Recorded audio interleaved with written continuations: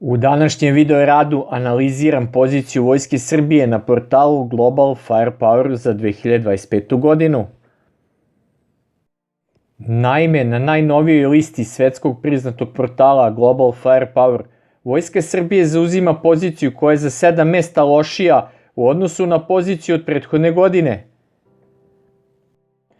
Na listi ovog portala je 145 zemalja, poređenih na osnovu njihove vojne moći, a prilikom izrade rang liste u obzir su uzeti različiti faktori, kao što su obim sofisticiranosti vojne opreme, finansije, geografija i resursi.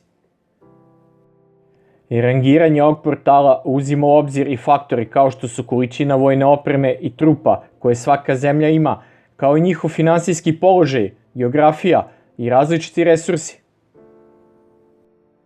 Međutim, neophodno je navesti da je lista napravljena na osnovu konvencionalnog naoružanja, dok nuklearni kapaciteti nisu uzeti kao odlučujući faktor. Kako prenosi internet portal Yahoo News, portal Global Firepower koristi više od 60 faktora za generisanje podataka koji su bitni za rangiranje vojski. Ipak postoji vojni analitičari koji smatraju da ova lista nije potpuno realna, odnosno da ne odražava u potpunosti stvarne vojne kapacitete i moći rangiranih zemalja, jer nije uključeno i posjedovanje nuklearnog arsenala. Alex Kočarov, analitičar rizika u Standard & Poor's Global Market Intelligence, rekao je da je lista koja je napravljena zapravo odraz percepcije, a ne stvarna slika, jer mnoge informacije nisu dostupne da bi se nezavisno proverile, a tiče se sastavljanja rang liste moći vojski sveta. Dr. Matthew Ford, bivši saradnik sa Vojne akademije West Point i vanredni profesor na Švedskom univerzitetu odbrane, izneo je sličan stav. Podaci, kako je rekao, propuštaju faktore kao što je obuka i obrazovanje vojske, njeni obavešteni kapaciteti ili efikasnost njene komandne strukture. Kako je dalje dodao, mnogi od ovih stvari su kompleksni parametri za poređenje jer su poznati samo vojnim planerima u navedenim zemljama, ali ne nužno i spoljnim posmatračima. Prema listi najmoćnijih vojski u 2025. godini, sasvim očekivano na prvo mesto su Sjedinjene Američke Države, a zatim slede Rusija, Kina, Indija, Južna Koreja, Velika Britanija, Francuska, pa Japan, koji je pao za jedno mesto na rang listi u odnosu na prošlu godinu, jer ga je pretekla Francuska koja se popela za 4 mesta u odnosu na 2024. Turska, Italija, Brazil, Pakistan, koji je pao na rang listi za 3 mesta u odnosu na prošlu godinu, pa su ga pretekli Italija i Brazil. Indonezija, Nemačka, Izrael, Iran, koji je pao za jedno mesto na rang listi, Španija, Australija, Egipat, koji je pao za 4 mesta, Ukrajina, Poljska, Tajvan, Vijetnam, Saudijska Arabija, Tajland, Alžir, Švedska, Kanada, Singapur i na 30. mesto je vojska Grčke. Ovo je lista 30 najmoćnijih vojski sveta u 2025. godini po portalu Global Firepower. Što se tiče Vojske Srbije, ona se našla na 63. mestu, što je 7 mesta lošija pozicija na rang listi u odnosu na prethodnu godinu i ocenjena je kao vojska koja gubi svoju moć i svoj položaj na ovoj listi rangiranja vojski sveta, što je vrlo upitno s obzirom na enormno ulaganje od strane Srbije u svoju vojsku, kako materijalno, tako i u povećanju broja njenih pripadnika. Iz zemalja iz okruženja Srbije, vojska Rumunije je na 51. mestu, što predstavlja pad njene moći u odnosu na prethodnu godinu za 4 mesta na ovoj listi, dok je Mađarska na 55. mestu, jedno mesto niže nego prethodne godine, a ove godine je bugarska vojska za jednu poziciju ispred srpske vojske na 62. mestu, koja je ostala na istom mestu rang liste, ali je vojska Srbije pala za 7 pozicija na ovoj listi.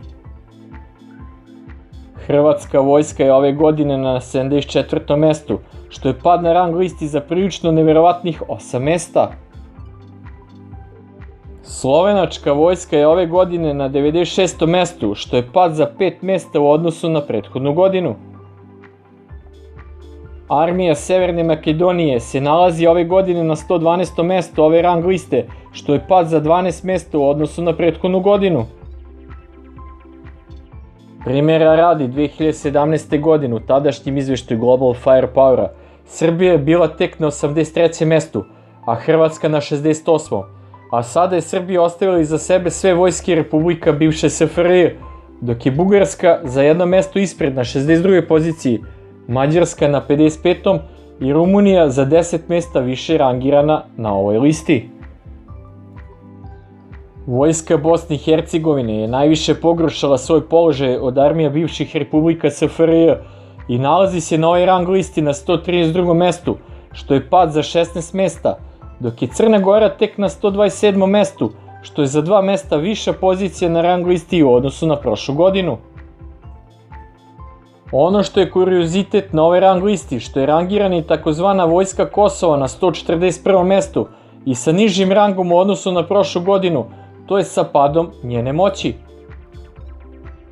Iako sam najavio da će se moć Vojske Srbije u 2024. godini još više uvećati, što je u realnosti neosporno, pošto su prošle godine, pored svih navedenih nabavki naoružanja i vojne opreme, kao kruna opremanja Vojske Srbije nabavljeni i 12 višenamenskih borbenih aviona 4.5 generacije Rafale iz Francuske, to se nije preslikalo i na njeno bolje pozicioniranje na listi portala Global Firepower.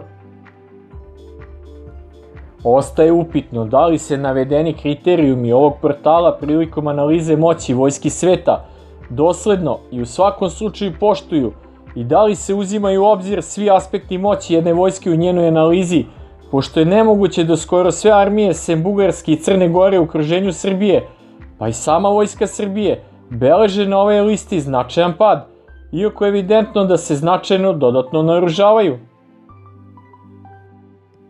Verovatno je u pitanju da se druge vojske sveta još više naoružavaju kako u količini, tako i po kvalitetu u odnosu na zemlje Balkana, pa je zato došlo do pada na rang listi većine vojski zemalja nastalih iz bivše SFRJ. S obzirom na novo i do sada najveće naoružavanje Vojske Srbije, očigledno je da će realno snaga Vojske Srbije još više porasti u narednoj 2025. godini, jer će Vojska Srbije ove godine početi da dobija nove bespilotne letelice i raketne sisteme iz Izraela, nove sisteme PVO iz Kine i ako se završi sukob u Ukrajini, možda i helikoptere Mi-35M, Mi-17V5 i 2 baterije hibridnih sistema PVO Pancir S1M kupljenih iz Rusije. Osim jačanja u oblasti naoružanja, Vojska Srbije će naglo ojačati ove godine i u smislu povećanja broja aktivnih pripadnika vojske sa uvođenjem vojnih regruta u svoj sastav, a u narednim godinama će se zbog ponovnog aktiviranja služenja obaveznog vojnog roka i rezervni sastav vojske ponovo uvećati.